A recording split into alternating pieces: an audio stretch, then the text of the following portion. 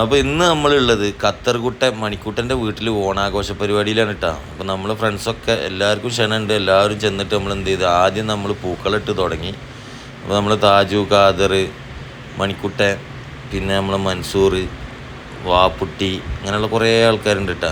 എല്ലാവരും ഇരുന്ന് പൂക്കളൊക്കെ ഇട്ട് അതിൻ്റെ മുന്നിൽ ഇരുന്നൊരു വീഡിയോസൊക്കെ എടുത്ത് ഒരു ഫോട്ടോസൊക്കെ എടുത്ത് അങ്ങനെ നമ്മൾ എന്ത് ചെയ്യാണ്, ഇനി വീട്ടിലേക്ക് പ്രവേശിക്കുകയാണ്. ഭക്ഷണത്തിനുള്ള സമയമായിട്ടുണ്ട്. അപ്പോൾ നമ്മുടെ വാപ്പുട്ടിക്ക് ഭക്ഷണം കഴിക്കാൻ നേരം വൈകിയാൽ ചെറിയൊരു നീരസം അവൻ്റെ മുഖത്തുണ്ട്. ഇതാണ് വാപ്പുട്ടി, അവൻ നേരത്തെ എത്തിയതാണ്. എങ്ങനെയായാലും ഞങ്ങൾ എന്ത് ചെയ്യാണ്, ടേബിളിലേക്ക് പോവുകയാണ്. അപ്പോൾ അവരെ കാരണന്മാരെ ഫോട്ടോസൊക്കെ ഉണ്ട് അവിടെ.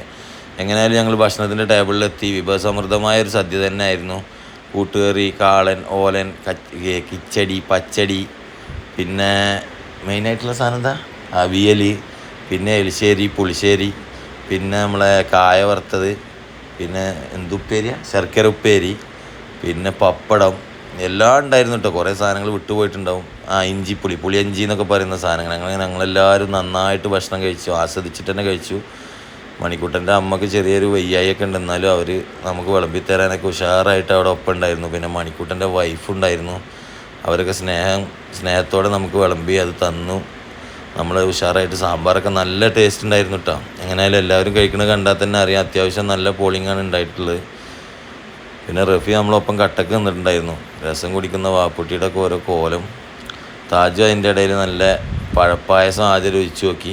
ആദ്യം ഞാനും പഴപ്പായസം കുറച്ച് രുചിച്ച് നോക്കി. പപ്പടം കുറച്ച് കഴിക്കാൻ നല്ല ടേസ്റ്റ് ഉണ്ടായിരുന്നു. പഴപ്പായസം തലേന്ന് ഉണ്ടാക്കിയതാണ്.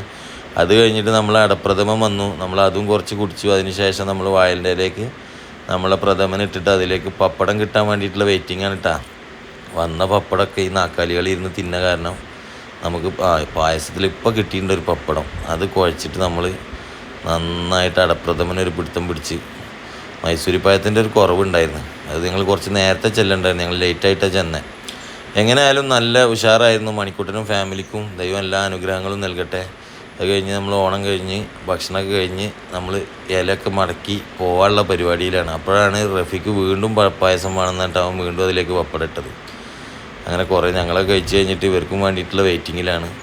കുറച്ച് ആൾക്കാർ ഇപ്പോഴും തീരാതെ. മണിക്കൂട്ടൻ അതിൻ്റെ ഇടയിൽ ലാസ്റ്റ് ഭക്ഷണം കഴിച്ചിട്ടോ. താജൊക്കെ എപ്പോഴും പപ്പടത്തിനോട് മല്ലിടാണ്. എങ്ങനെയായാലും നല്ലൊരു സദ്യ ആയിരുന്നു. Keep watching. അങ്ങനെ മണിക്കൂട്ടൻ്റെ മക്കളോടൊക്കെ യാത്ര പറഞ്ഞ് ഞങ്ങൾ പിരിഞ്ഞു.